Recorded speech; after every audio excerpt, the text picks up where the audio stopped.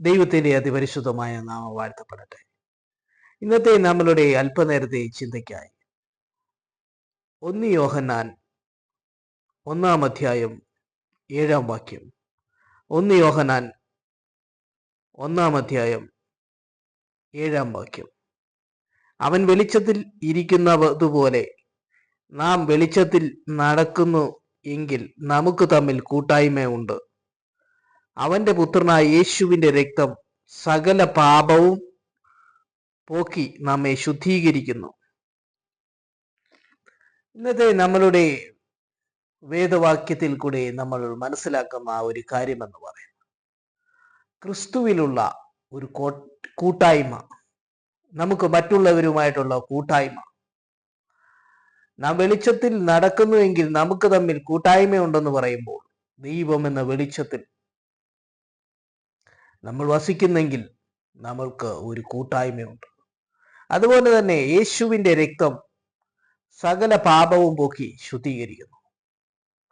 കർത്താവായ യേശു ക്രിസ്തു നമുക്ക് വേണ്ടി മരിച്ചടക്കപ്പെട്ട് ഉയർത്തെഴുന്നേറ്റ് തൻ്റെ രക്തം കൊണ്ട് എല്ലാവരെയും വിലക്കി വാങ്ങി.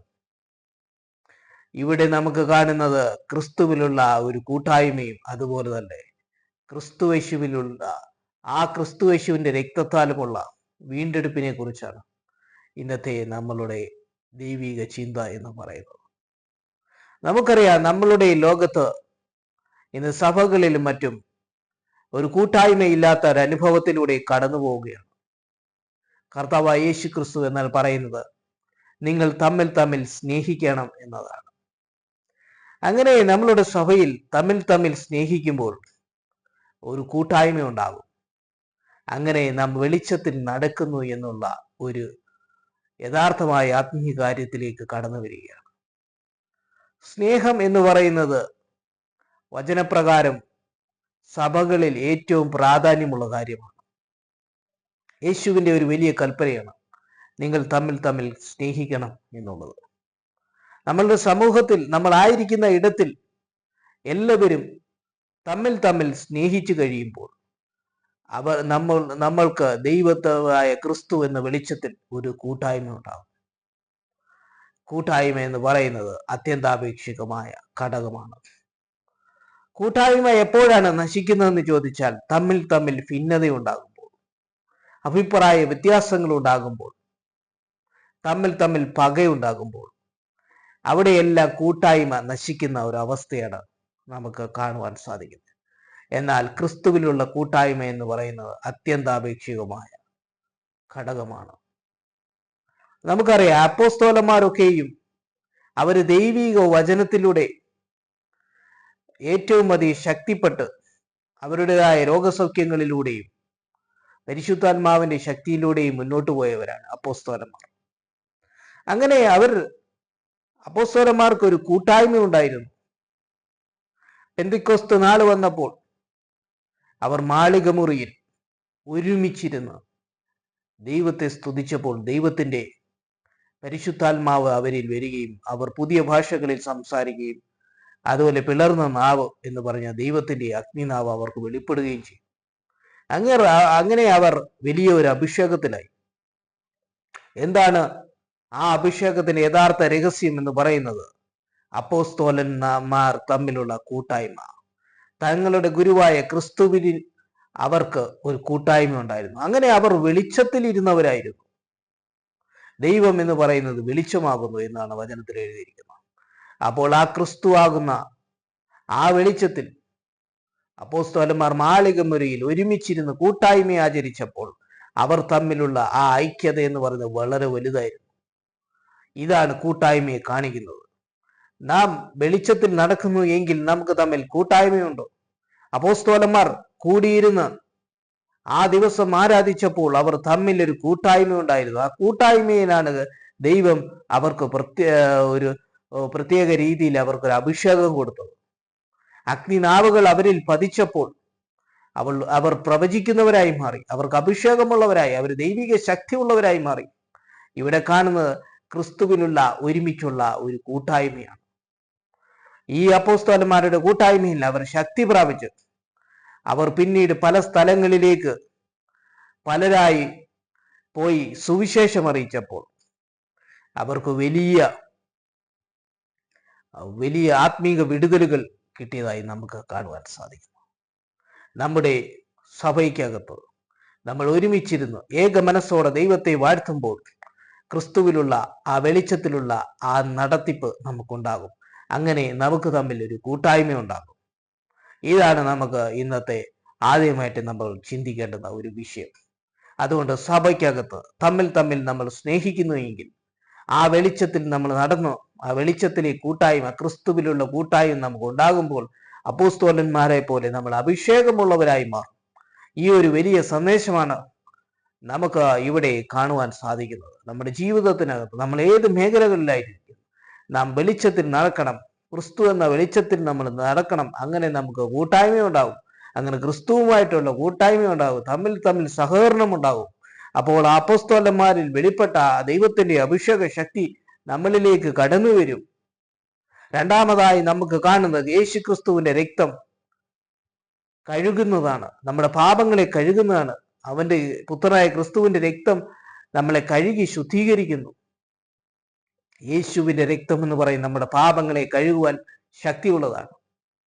ക്രിസ്തുവിലുള്ള കൂട്ടായ്മ ഉണ്ടെങ്കിൽ, ആ ക്രിസ്തുവിലുള്ള രക്തത്താൽ നമുക്ക് കഴുകൽപ്പാടുണ്ടായിരുന്നു എങ്കിൽ നമ്മുടെ ആത്മീക ജീവിതത്തിന് വളരെയധികം വിലയുള്ളതായി മാറും. മനുഷ്യരിലെല്ലാം പാപം കടന്നു വരാം. പാപം ചെയ്യാത്തവൻ ആരുമില്ല എന്നാണ് വചനം പറയുന്നത്. നീതിമാൻ ആരുമില്ല.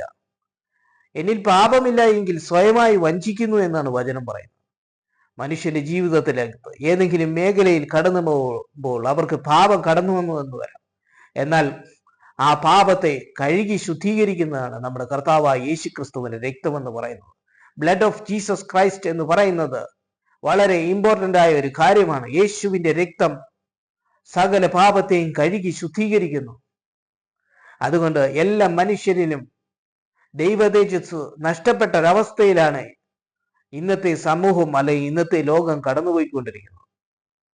എന്നാൽ യേശുക്രിസ്തുവിന്റെ രക്തത്താൽ എല്ലാ മനുഷ്യരുടെ പാപത്തിനൊരു പരിഹാരവും ഒരു നീതിയുടെ അനുഭവത്തിലേക്ക് വരികയും ചെയ്യും. അതാണ് യേശുക്രിസ്തുവിന്റെ രക്തത്തിന്റെ പ്രത്യേകത. നമ്മൾ പാപങ്ങളെ ഏറ്റുപറയുന്നെങ്കിൽ ആ കഴുകൽപ്പെടുത്തുന്നതാണ് കർത്താവായ യേശുക്രിസ്തുവിന്റെ രക്തം എന്ന് പറയുന്നത്. ഒന്നാമത് നമ്മൾ കണ്ടത് കൂട്ടായ്മയാണെങ്കിൽ, രണ്ടാമത് നമ്മൾ കണ്ടത് അതേ ക്രിസ്തുവിന്റെ രക്തത്തിലുള്ള ഒരു കഴുകലിലൂടെയുള്ള ആത്മീകമായ വീണ്ടെടുപ്പാണ്. നമ്മളുടെ ജീവിതം മുന്നോട്ട് പോകുമ്പോൾ ഏത് മേഖലയിലും ഒരുപക്ഷെ പാപം കടന്നു വന്നു എന്ന് വരാം. എന്നാൽ യേശുവിനോട് ഏറ്റുപറയുമ്പോൾ യേശുക്രിസ്തു ആ രക്തം കൊണ്ട് കഴുകി നമ്മളെ ശുദ്ധീകരിച്ച് പിതാവായ ദൈവത്തിന്റെ ആ സ്വർഗരാജ്യത്തിലേക്കുള്ള ഒരു വലിയ കൂട്ടായ്മ നമുക്ക് ഉണ്ടാക്കി തരുന്ന ദൈവമാണ് നമ്മുടെ കർത്താവായ യേശുക്രിസ്തു എന്ന് പറയുന്നത്. യേശു പറയുന്നൊരു കാര്യമുണ്ട്, എന്നെ അറിയുന്നത് തന്നെ നിത്യജീവനാകുന്നു. യേശുവിനെ ഒന്ന് അറിഞ്ഞു കഴിഞ്ഞാൽ തന്നെ നിത്യജീവനാണെന്നാണ് കർത്താവായ യേശുക്രിസ്തു പറയുന്നത്. ഒരു മാനസാന്തരത്തിന്റെ അനുഭവം ഒരിക്കലും ഉണ്ടായിക്കഴിഞ്ഞാൽ അതൊരു നിത്യജീവന്റെ അനുഭവത്തിലേക്ക് കടന്നു വരും. കർത്താവായ യേശുക്രിസ്തു ക്രൂശിക്കപ്പെട്ടപ്പോൾ ഇടത്തും വലത്തും രണ്ട് കള്ളന്മാരെ യേശുവിനോടൊപ്പം ക്രൂശിച്ചിരുന്നു. ഇടത്തെ കള്ളൻ എന്ന് പറയുന്നത് ദൈവത്തെ വളരെ ദുഷിച്ച ഒരു വ്യക്തിയാണ്. എന്നാൽ വലത്തെ കള്ളൻ അങ്ങനെയല്ലായിരുന്നു. അവനൊരു മാനസാന്തരത്തിന്റെ അനുഭവം ഉണ്ടായി. ആ വലത്തെ കള്ളൻ പറയുന്നൊരു കാര്യമുണ്ട് കർത്താവായ യേശുക്രിസ്തുവിനോട്, നീ രാജ്യത്വം പ്രാപിച്ചു വരുമ്പോൾ എന്നെയും ഓർക്കണമേ. അപ്പോൾ യേശു പറയുന്നൊരു കാര്യമുണ്ട്, നീ ഇന്ന് എൻ്റെ കൂടെ പറുദീസയിലിരിക്കും. അവന് രക്ഷയുടെ അനുഭവം ഉണ്ടാകുകയാണ്.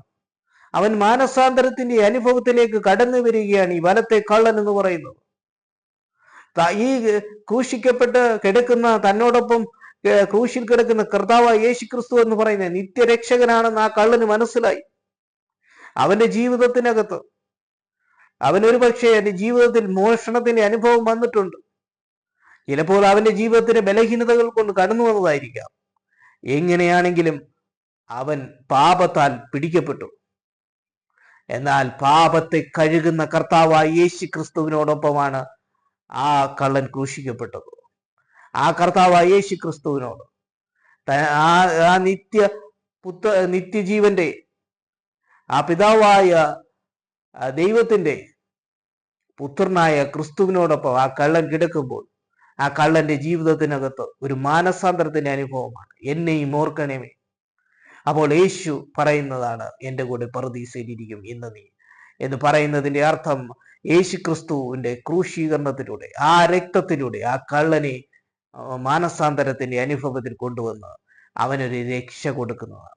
യേശുവിന്റെ രക്തം സകല പാപത്തെയും കഴുകി ശുദ്ധീകരിക്കുന്നു എന്നുള്ളതിന്റെ ഏറ്റവും വലിയ തെളിവാണ് ആ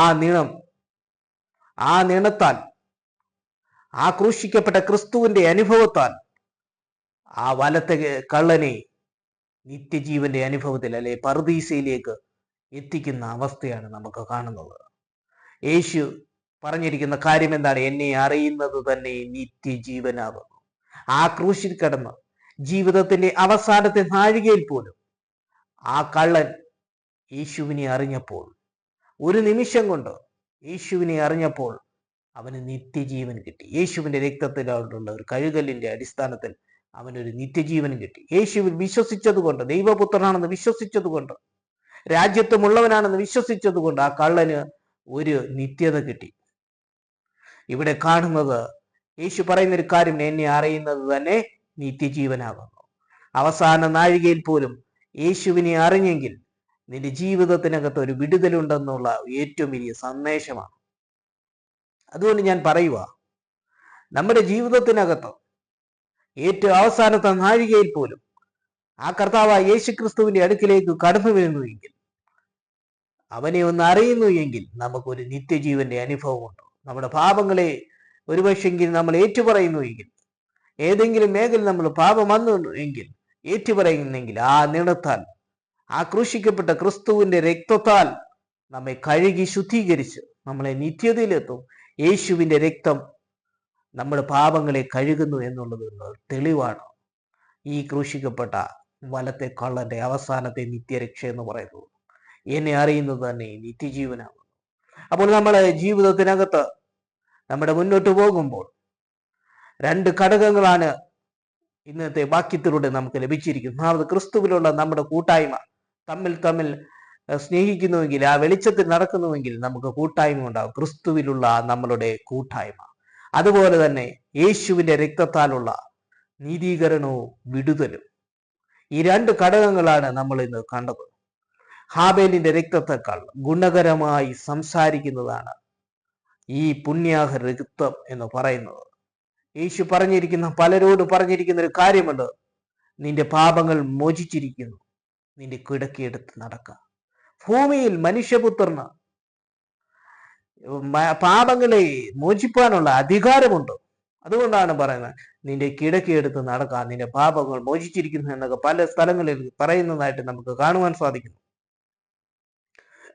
അതുകൊണ്ട് നമുക്ക് മനസ്സിലാക്കുന്ന ഒരു കാര്യം, രോഗത്തിന്റെ അനുഭവത്തിലാണെങ്കിൽ കർത്താവായ യേശു ക്രിസ്തുവിനോട് ഒരു നിമിഷം നമ്മൾ ആ രക്തത്തിന്റെ അടിസ്ഥാനത്തിൽ പ്രാർത്ഥിക്കുന്നുവെങ്കിൽ, ആ യേശുവിന്റെ രക്തം നമ്മുടെ പാപങ്ങളെ കഴുകി ശുദ്ധീകരിച്ച് അവന്റെ അടിപ്പിണരുകളാൽ നമുക്ക് സൗഖ്യം തന്ന് നമുക്ക് ഒരു വലിയ രക്ഷ തരും. അതുകൊണ്ട് നമുക്ക് മനസ്സിലാക്കുന്നത്, യേശു പറഞ്ഞിരിക്കാരെന്ന്, നിന്റെ കിടക്കി എടുത്ത് നടക്കുക. പല സ്ഥലങ്ങളിൽ പറയും, നിന്റെ പാപങ്ങൾ മോചിച്ചിരിക്കുന്നു. ആ യേശു ക്രിസ്തുവിന്റെ രക്തത്താൽ ആ പാപികളായ മനുഷ്യന്റെ മേൽ, അല്ലെങ്കിൽ രോഗമുള്ളവരുടെ മനുഷ്യന്റെ മേൽ ആ യേശുവിന്റെ രക്തത്താൽ ഒരു വിടുതൽ കൊടുക്കുന്ന അവസ്ഥയാണ് നമുക്ക് ഇവിടെ കാണുവാൻ സാധിക്കുന്നത്. അതുകൊണ്ട് ഇന്ന് നമ്മൾ കണ്ടത് മറ്റൊന്നുമല്ല, യേശു ക്രിസ്തുവിൽ നമുക്ക് തമ്മിൽ ഒരു കൂട്ടായ്മ ഉണ്ടാകണം. ക്രിസ്തു എന്ന വെളിച്ചത്തിൽ നമുക്കൊരു കൂട്ടായ്മ ഉണ്ടാകണം. രണ്ടാമത് നമ്മൾ കണ്ടത്, ക്രൂശിക്കപ്പെട്ട വലത്തെ കള്ളനെ തന്റെ രക്തത്താൽ ശുദ്ധീകരിച്ചതിലൂടെ നമ്മൾ കണ്ടത്, ക്രിസ്തു എന്ന് പറയുന്ന ഈ നിത്യജീവന്റെ, അല്ലെ പിതാവായ ദൈവത്തിന്റെ പുത്രനായ ക്രിസ്തുവിന്റെ ആ രക്തത്തിലൂടെയുള്ള വിടുതലാണ് നമുക്ക് ഇവിടെ കാണുന്നത്. യേശുവിന്റെ രക്തം നമ്മുടെ പാപങ്ങളെ കഴുകി ശുദ്ധീകരിക്കുന്നു. അതുകൊണ്ട് നമ്മുടെ ജീവിതം എന്ന് പറയുന്നത് ക്രിസ്തുവിൽ തമ്മിൽ കൂട്ടായ്മയുള്ളവരായിരിക്കണം. നമ്മുടെ പാപങ്ങളെ നമ്മൾ ഏറ്റുപറയുന്നുവെങ്കിൽ ആ രക്തത്താൽ കഴുകി നമ്മളെ ശുദ്ധീകരിക്കും എന്നുള്ള രണ്ട് ദൈവിക സന്ദേശമാണ് നമുക്ക് ഇവിടെ തന്നത്. അതുകൊണ്ട് ഈ വചനങ്ങളാൽ ദൈവം നമ്മളെ അനുഗ്രഹിക്കട്ടെ.